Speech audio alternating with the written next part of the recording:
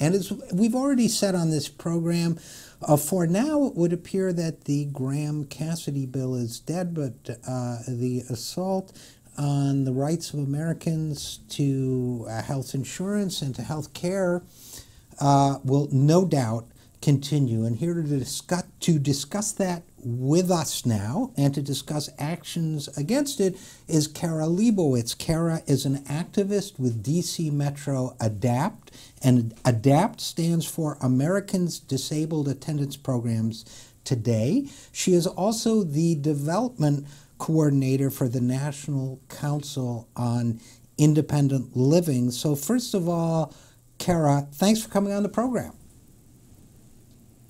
Hi, I'm so glad to be here.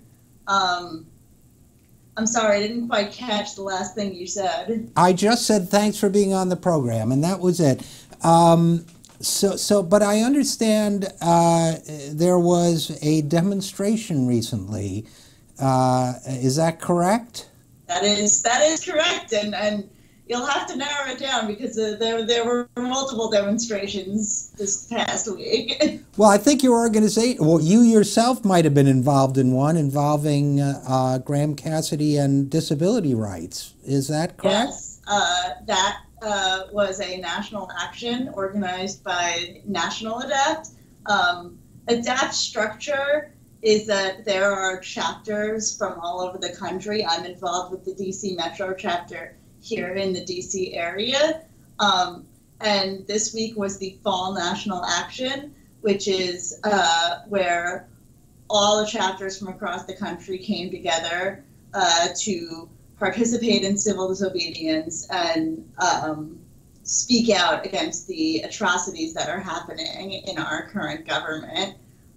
So Monday was the first big day of our action, and it so happened to be the day of the hearing of the Graham-Cassidy bill. So that's when we did our action. Okay, and let's start with, I want to talk about the action, but I also want to make sure people understand what ADAPT does. So just briefly, what is the organization about?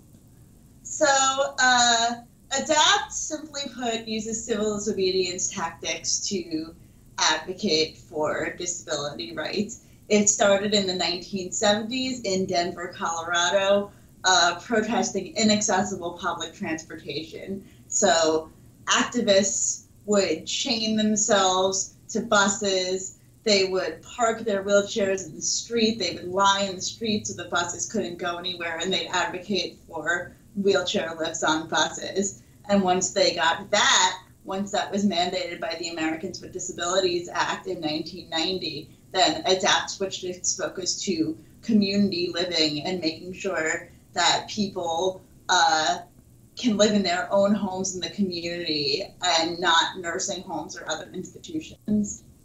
Which is so important, and we can get into that in more detail perhaps once we're done talking about the action. Now, let's talk about that specific action. That was the Monday's action was in response to the deliberations that were then going on about the Republican bill known as Graham-Cassidy, which had Donald Trump's support and that of others. We've talked on the show about, in general terms, about how that bill was a tax giveaway, like its predecessors, to the wealthy, and about how it was going to hurt a lot of Americans who get health insurance through the exchanges or who are on Medicaid. But since they're going to keep, in my opinion, keep coming back and back with this stuff, how specifically did that bill harm the disabled community? So there were two big, terrifying pieces to Graham-Cassidy that would severely, severely harm people with disabilities. One of them was the abolition of protections for people with pre-existing conditions. As we all know, the Affordable Care Act made it so that insurers couldn't discriminate against you and hike up your premiums if you had a pre-existing condition. And the Graham-Cassidy bill would have reversed that. So anybody with a pre-existing condition, and that includes things that you might not typically think of as disabilities, like diabetes or asthma or even pregnancy, as well as traditional things that you think of when you think of disability, blindness, deafness, cerebral palsy, which is what I have. And people with disabilities are disproportionately low income, so it would hit us double hard because we wouldn't be able to afford those premiums, and we'd go without insurance, and we would not be able to get the health care we need.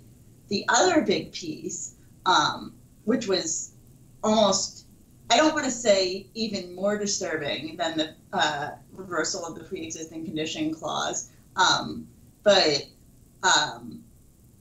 was more of an immediate concern for us, is the cuts to Medicaid, because Medicaid is the #1 provider of home and community-based services for people with disabilities. So if you need a personal attendant to help you get out of bed in the morning, to help you get dressed, to help you go to the bathroom, to help you take a shower, those services are not provided by private insurance. They are almost always provided by Medicaid.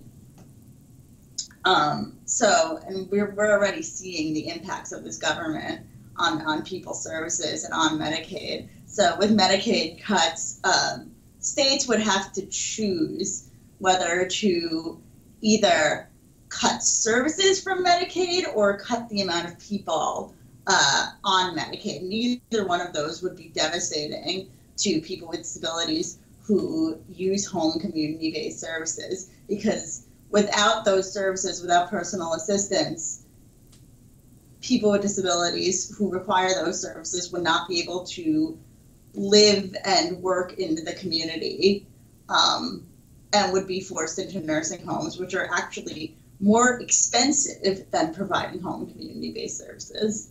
Yeah, and again, we're talking with Cara Liebowitz, a disability activist. And Cara, you know, it strikes me that, and I want to go back to the pre-existing coverage conversation, because again, I think, you know, people may be saying, why are Richard and Cara talking about this if Graham-Cassidy has been set aside? Because I think they're going to come back, and because I think this will appear in different ways, and we can talk about this. But let's talk about the Medicaid cuts for a second.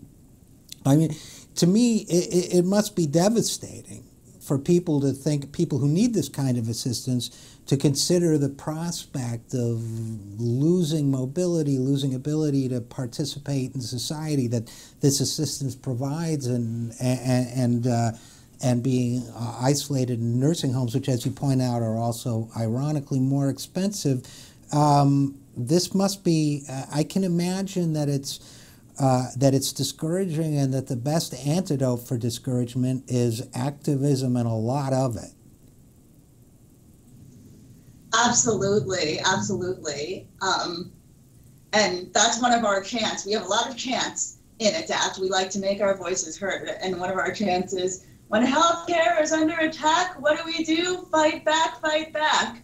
And it's not just a pithy little chant. It's really true. The only thing we can do is rise up and fight these changes with all our might, so that we can continue being productive members of society.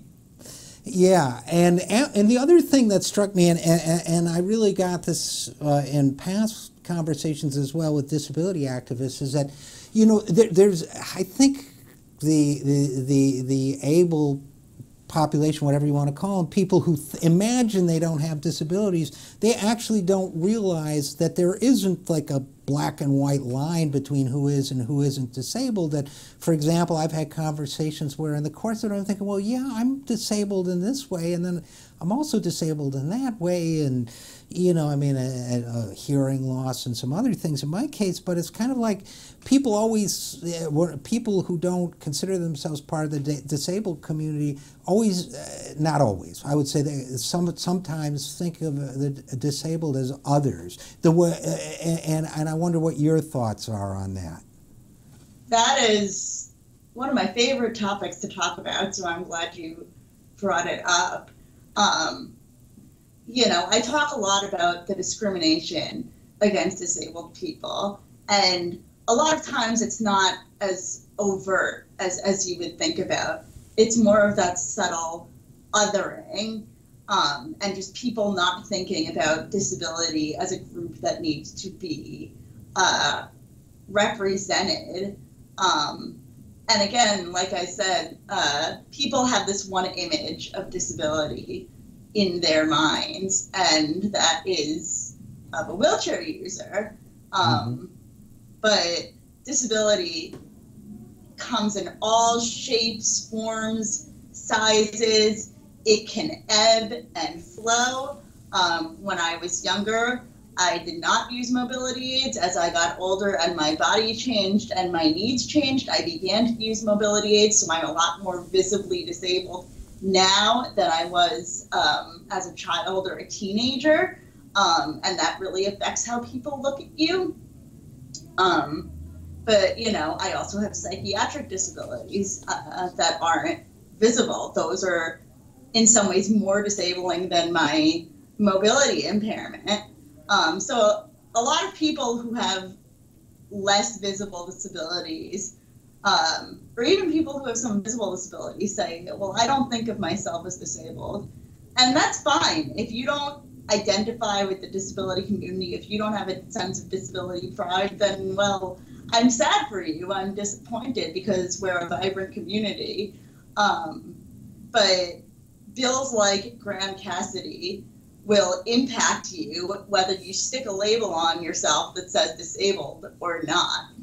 Yeah, and that's exactly, thank you, Cara, because that was exactly where I was going with this. That was exactly what you had been making me think of in this conversation, is that, take my case, for example. I remember, you know, when I first had a hearing problem and was using hearing aids, and I wanted to know how they would affect TSA, right? So going through the screening. So I went to the airline, you know, I did a search on the airline, and it directed me to their page for the disabled. And at first it was like, what? You know, they said, yeah, of course, yeah, it's a disability. Well, that's exactly my point, is that if you other the disabled, then you don't think about how something like the pre-existing condition clause is going to affect you or somebody close to you. So in a way, you know, in a very real way, I think the fight for disability rights is the fight for everyone's rights. Both, first of all, because so many of us cross that line without knowing it,